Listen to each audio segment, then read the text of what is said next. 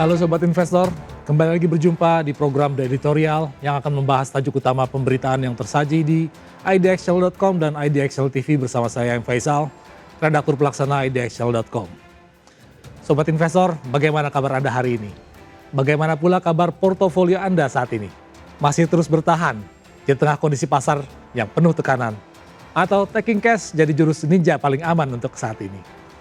Sobat Investor, 5 hari sudah peperangan Amerika Serikat dan Israel melawan Iran telah berlangsung.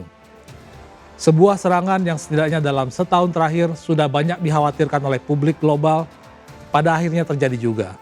Seiring serangan pagi hari yang dilancarkan Israel dengan menyasar kompleks pemerintahan di mana pemimpin tertinggi Iran, Ayatollah Ali Khamenei, dijadwalkan bakal melakukan pertemuan dengan sejumlah petinggi negeri para mullah tersebut.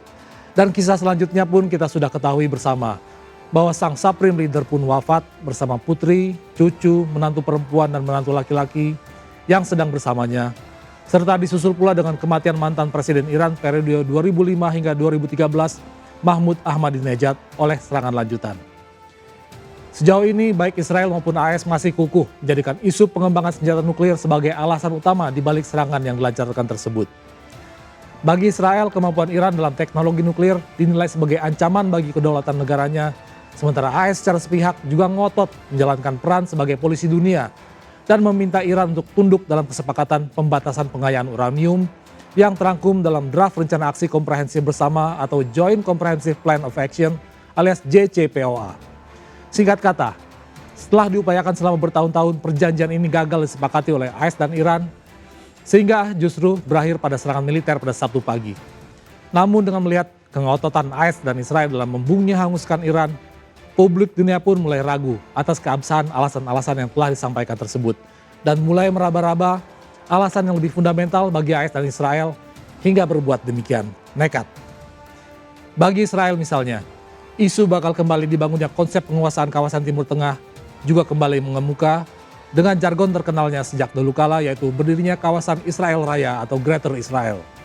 Dengan cakupan wilayah mulai dari Sungai Efrat di Irak dan Sungai Nil di Mesir, dengan kawasan Lebanon, Suriah, Yordania, serta sebagian wilayah Arab Saudi juga termasuk di dalamnya. Sementara bagi AS, spekulasi publik global pun mulai mengarah pada upaya penguatan kembali konsep petrodolar yang selama ini sukses menjadikan dolar AS sebagai mata uang terkuat di dunia. Yang namun dalam beberapa tahun terakhir harus diakui sedikit banyak mulai tereduksi dengan munculnya gagasan dedolarisasi.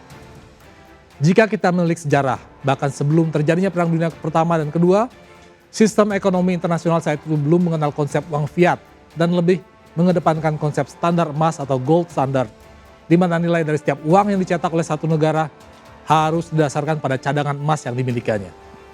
Konsepnya jelas bahwa masyarakat jadi percaya untuk menggunakan uang tersebut karena ada cadangan emas yang disimpan sebagai jaminan oleh negara tersebut.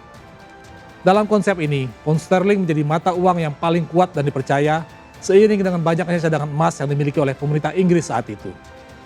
Namun sejarah mencatat bahwa terjadinya Perang Dunia Pertama dan Kedua telah mengubah tatanan perekonomian global, di mana Amerika saat itu lebih mengambil peran sebagai pabrik dunia yang menyuplai pasukan senjata dan pangan bagi negara-negara sekutu agar tetap dapat bertahan saat perang berlangsung. Dari sana, kecerdikan Amerika dimulai, yang hanya mau menjual senjata dan pasukan pangan dengan syarat dibayar dalam bentuk emas. Maka praktis dapat ditebak, di satu sisi Inggris dan negara-negara Eropa mengalami kebangkitan dengan cadangan emas yang semakin menipis. Sebaliknya AS justru tampil sebagai penguasa baru dengan menguasai sedikitnya 75% dari total cadangan emas di seluruh dunia. Dengan kekuasaan yang tak seimbang ini, AS pun mendorong terciptanya tatanan dunia baru di bidang keuangan lewat perjanjian Bretton Woods yang disepakati pada 1944 silam oleh 44 negara di seluruh dunia.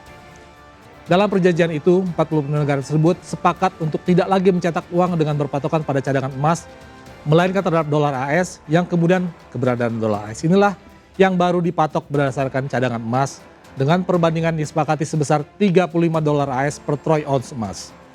Konsep baru inilah yang kemudian mendasari lahirnya sistem uang fiat yang sekaligus juga menjadikan mata uang dolar AS sebagai global reserve currency, di mana negara-negara di seluruh dunia tidak lagi menyimpan cadangan kas negaranya dalam bentuk emas, melainkan dalam dolar AS. Tak berhenti di sana, superioritas AS melalui mata uang dolar terus berlanjut. dengan keleluasannya untuk terus mencetak mata uang demi membiayai berbagai kebutuhan negara, termasuk untuk mendanai Perang Vietnam, di mana kita tahu AS benar-benar kalah dalam pertempuran tersebut, baik secara pendekatan militer maupun juga keuangan negara. Maka, tumbangnya AS pun kembali memantik kepanikan negara-negara Eropa yang mulai tidak percaya bahwa tumpukan lembaran dolar AS yang dicetak benar-benar didasarkan pada kepemilikan cadangan emas yang setimpal.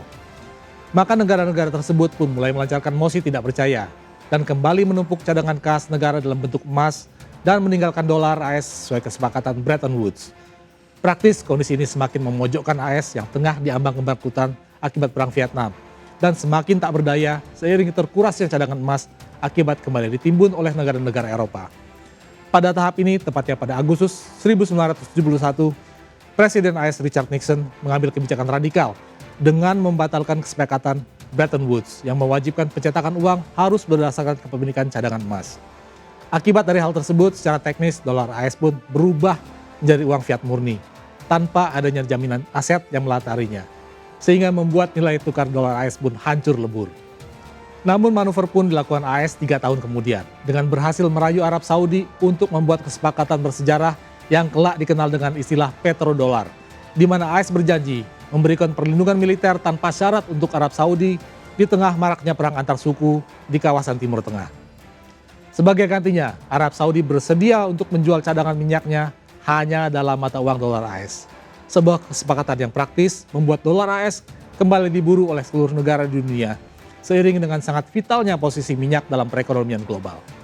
Sejak saat itu, sejarah pun mencatat bahwa hegemoni dolar AS dalam konstelasi perekonomian global menjadi tak terbantahkan lagi.